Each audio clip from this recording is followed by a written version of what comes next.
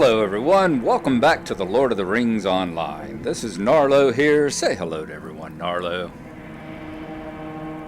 Good boy. When last we left off, we were up here in Sursa, the encampment here just on the edge of Carn Dum. Lots of light over there off to the, is that the east I'm looking? Or is that the north? Huh. I'll say, I'm not sure what all that light is coming up through there. I hadn't noticed that before. Why don't we come up here and take a look? Huh. Whatever it is, it does not look very, healthy. It does not look like a dawn, especially as we're looking to the north. Assuming these are the towers here of Carn Dum, the ancient fortress of the Witch King, so... And, whoa, as I said, honestly, I've never seen that light coming from there before. All the funkiness in the sky, that's part of Angmar, but I've never seen that light coming out from there before. That's a new one on me. I'm not sure what to expect on that. Just a little while ago, the sky was as pitch black as well. What time is it? Evening. So it is just now becoming evening here. And we still have the darkest part of the night ahead of us. When we left off, we had been talking to Mr. Gwathrin here. And Gwathrin was sending us out on Chapter 5, Book 12, Strange Guardians. We have to go forth and defeat 4 Tarkrut poisoners and defeat 2 jailers. Further on in, across the bridge here. You see, we're right here crossing the bridge and going further into the area of the town out here in front of Carn Dum, where the truly high-level Angmarim live. So that is what we are going to do. We are going to cross across this bridge, see what we can find further into the area,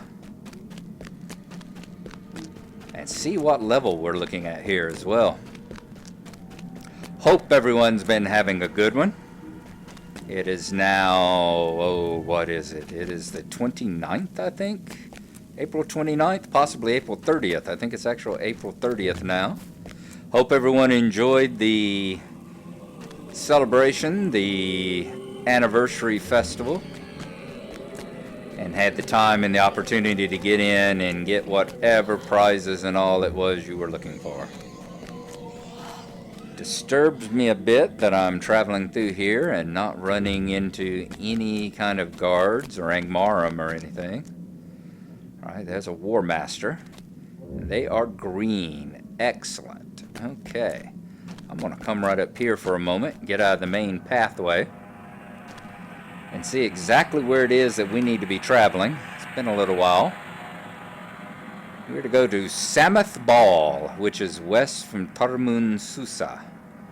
So go to Sammath Baul. And I'm believing that is straight on across here in probably this area. So we've got to come on down the road.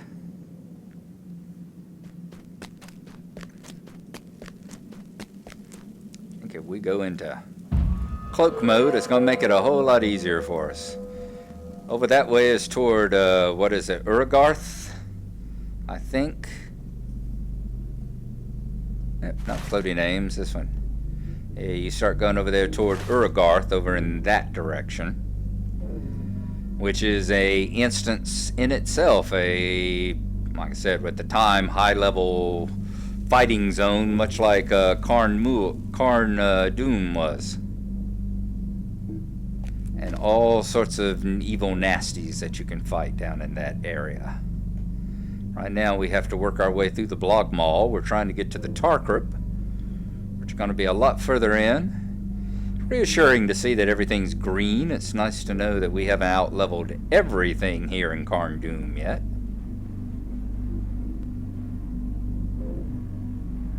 Okay. I am thinking... I said, come down here, then let's travel to the west. See the huge monumental architecture that comes along with the sheer hubris and arrogance of the Witch King when he was here in Angmar. You know, you see that throughout Tolkien's works. And in the Silmarillion, you had Morgoth, the original Dark Lord, and and his fortress was Thangorodrim, far to the north, which was eventually overthrown. And then Sauron, Mordor, as they say, is a mere shadow of what Thangorodrim was.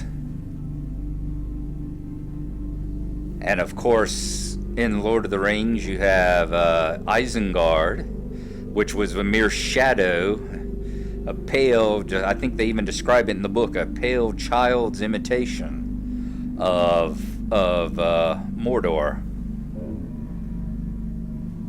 And I'm kind of expecting that Carn Dum here as well is just a pale imitation of what you have in Mordor. Now I'm thinking this area, there we go, Tarkrip. I was thinking in this area we ought to start running into some of these Tarkrip here. As you notice, they are higher level than what we saw at the Blog Mall. So let's get up here and let's take one out.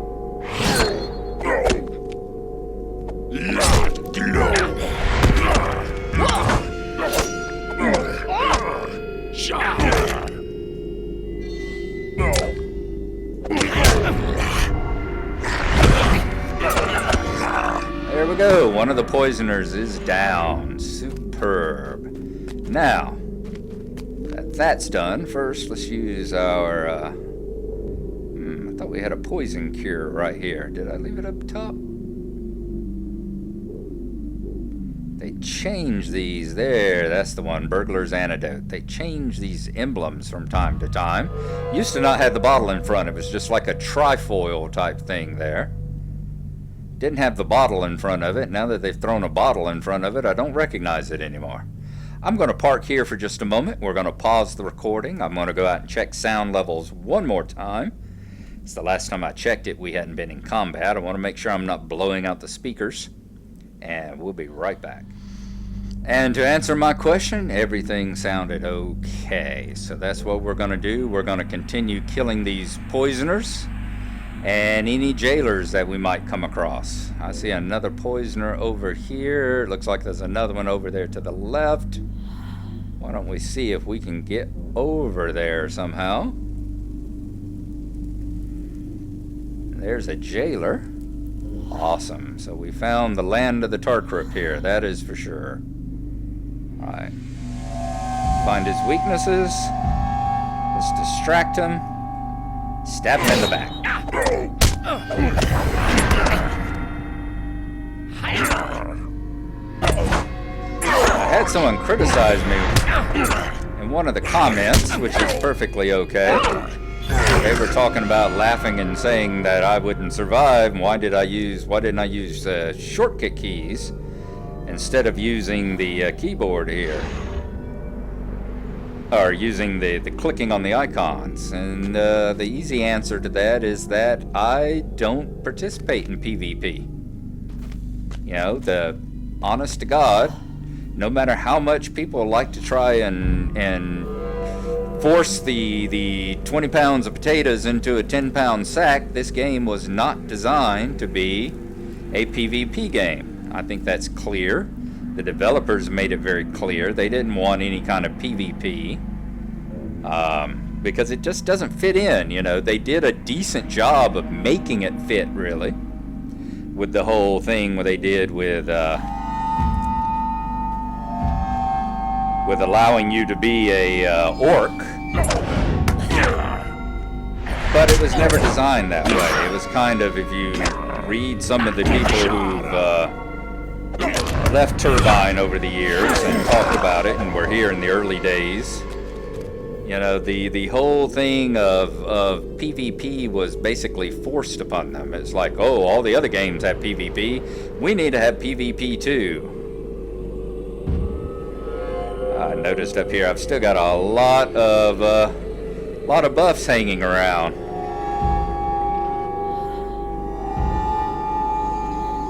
So I can easily afford to go a little slower with it all.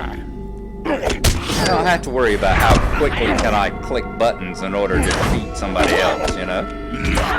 I have no problem with PvP games, but you know, if I want to play a PvP game, I'll go and play something. I'll go and play a game that's designed for it. You know, I'll play a first-person shooter. Hell,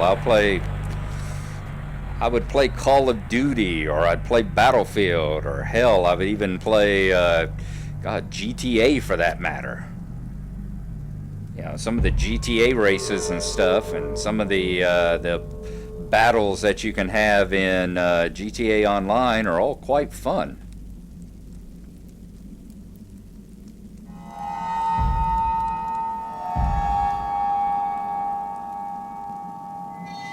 Alright, let's come down here now so we don't get two of them on us. I don't like that wandering poisoner there. Now we need to defeat two of the jailers.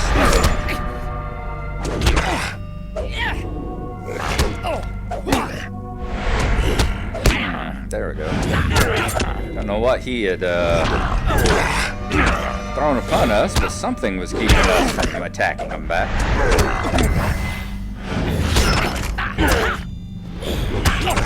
He should go down here in just a moment. Yep, first one of the jailers is down. Poisoned again. You replaced a page of the Expert's Guide to Dirty Fighting. So we have completed the Expert's Guide to Dirty Fighting now. Okay.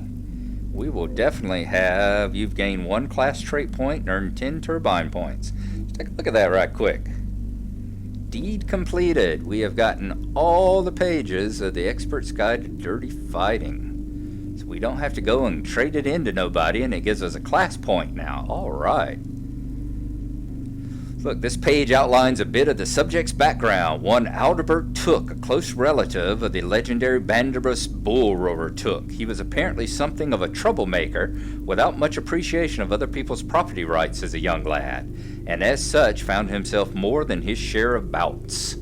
The text suggests that this is where the foundation was laid for his eventual accomplishments later in life. That was page 4. Let's see what page 5 describes. The sequence of events that led to Albert being pressed into service in the Shire Muster.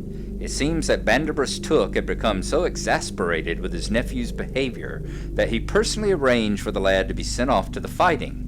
The text provides a quote from Bull Roarer to the effect that the experience would either make him a better hobbit or kill the young fool off. In either way, the rest of us will be better for it. It's pretty harsh coming from a hobbit. He must have been a bit of an annoyance. Page 7. This page sums up a sequence of letters sent home by Aldebert during the course of his duty in the strife with Gothenbull. To the surprise of all, the lad seemed to have taken to the course of battles and war like a fish to water, as much as any hobbit could. At any rate, however, he seemed dismissive of the regimentation and orderly nature of the muster, referring to them as a band of useless fops and dandies that hadn't a notion which end of a pike they ought to be on. It seems that he then went about forming his own little band of ruffians and skirmishers from among those hobbits of the more aggressive sort that he could convince to join him, an act of insubordination that surely would have seen him in irons if they had not quickly proven themselves to be among the most proficient scouts and ambushers in the entire force. Page 12 recounts the experiences of one of Aldebert's fellow hobbits, wherein he goes into the tactics of traps and ambush that they frequently employed against their goblin adversaries, often striking at the break of day as the goblins would be attempting to find shadowy refuge amongst the painful light of dawn. Often they would find the entrance to a cave near a battlefield and wait there concealed, knowing it would be likely the goblins would attempt to return there as light came back to the land.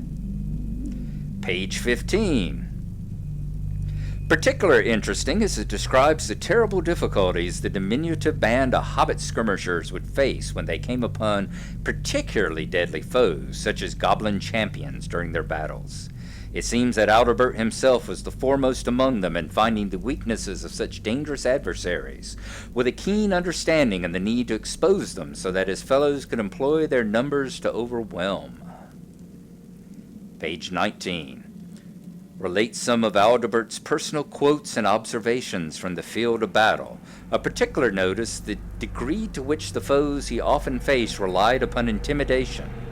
He then describes the advantage he often found that he gained when he was able to deal a painful blow against such an enemy, even if the injury itself was of little consequence. The opponent often became confused as it seemed that the tables turned in the favor of his opponent, thus providing the opening Adalbert and his fellows needed to fell the creature. Page 24. This page describes Adalbert's fighting style as he taught it to his companions during the campaign. It emphasizes a quick and savage assault, often aimed at the strongest leader or beast among the enemy forces, in a bid both to eliminate the most dangerous threat and to demoralize the enemy at a single stroke. The most telling drawback of the method is that the battle will quickly turn against the small assailants if a powerful enemy manages to withstand the attack for more than a few moments, so it entails considerable risk and a readiness to flee swiftly if things do not go their way. Well, I think we burglars know how to flee swiftly if something doesn't go our way. And finally, page 28. Final page speaks of the Battle of Greenfields, wherein Bandobras Took himself struck off the head of Golfumbull in a single blow. It seems that Adalbert was also involved in this battle, fighting some ways distance from his uncle during the fray and acquitting himself admirably. Adalbert was sorely injured in the battle and was some months recovering in the comfort of the Shire afterwards. Alas, it seems that all the trials faced and lessons learned did surprisingly little to cure the notable character flaws of the miscreant, but he nevertheless became one of Bandobras' favorites in the years that followed, and was generally put up with as an errant but likable fellow. Fantastic. Glad we had a happy ending there. Now, let's see if we can take on a jailer again. Once again, using our skills as a burglar. Looks like that jailer there is not going to respond. So let's see if we can find one a little further in. I think we've got one right there. Hopefully nothing's going to wander up on us. And down.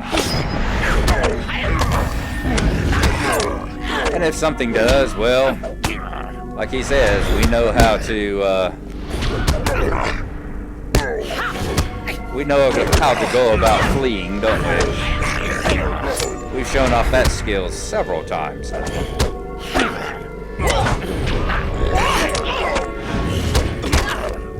Ah, yes, there we go. We'll hide in plain sight here in a moment, assuming that this guy doesn't go down as well.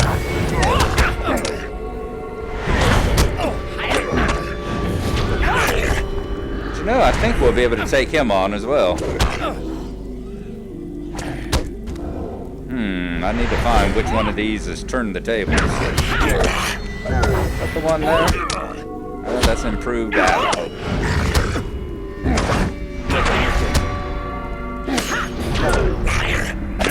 These jailers are tough. They're definitely a good deal tougher than the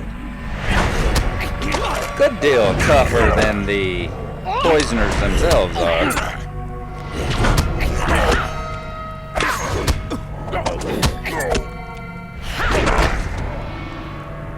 Okay. Now we are to recover the Sammath Baul gate key. So I think we have to go through the gatehouse door there. This is a good place to draw upon the power of the elf stone. I'd forgotten we were even carrying that thing around. Let's take a look here. Luzadurk resides in the Sammath Baul gatehouse. The gatehouse is the left to Sammath Baul gate and has 2 torches in front of it.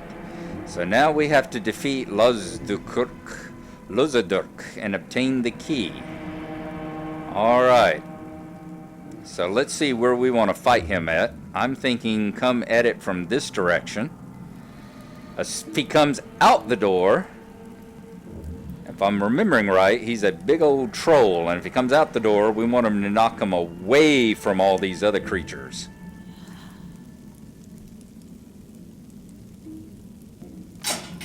Yep, there he is. Oh, why don't we use this while we're at it? Who's out there making all this noise? You again? How is it that I'm fully rested you will see my true power?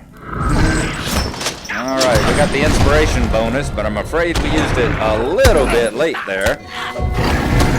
Let's hope that the inspiration kicks in and heals us up there. Boy, we are really seeing exactly what the inspiration can do as well. You should remember him. This is the troll that we fought. If you remember the... there we go, and we got the gate key. Fantastic. This was the troll that we fought in front of Barad Tinon. If you remember the first time we went there, whenever Laerdan himself was captured, when we went to get the Palantir, he was the troll gatekeeper that came out to fight us and then went running off. Now, of course, here he is once again in front of the very gates of Sammath Baul himself. We're going to go back over there to Gwathrin now, give him the key that we have recovered, and we will see you when we arrive there.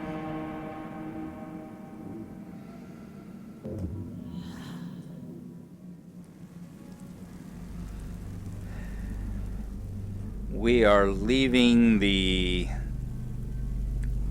Angmarum controlled areas, crossing the bridge, about to come back over here to the areas that are the encampment of the Free Peoples, Tarmun Sursa. That is still just an evil, evil looking area there. Let us come back over here, talk to Gwathrin. Let him know we have the key. Gate key is Sammath Baul. Alright, doesn't seem to be an actual text or anything that goes with it. So let's talk to him and see where this is going to go. Perhaps into Chapter 6. How can I be of service?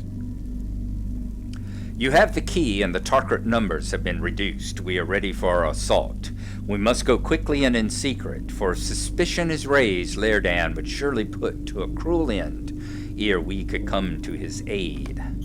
Stay a moment. I was gonna say, it looks like we've got an instance coming up, and we do, and judging by the rewards and all here, it looks like this is probably the end of Book 12 as well. There'll probably be one more chapter after this that kind of sums up and wraps everything up, and then we'll be moving into Book 13. We must hurry if we are to save Laerdan. Take what companions that you know to be true, and enter into Sammath Baul. I know not what you may find in that dark place, but it is the only path left open to us. Speak with me again when you are ready to leave.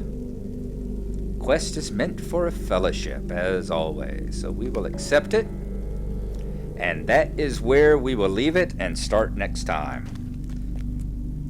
Here in Tarmun Susa, with the Ranger Gwathrin and the members of the Northerners who are still loyal to the Free Peoples. So there you go. Y'all have a good one as we sit here on the very, very eerie steps of Carn Dum. And we will see you next time. Bye-bye.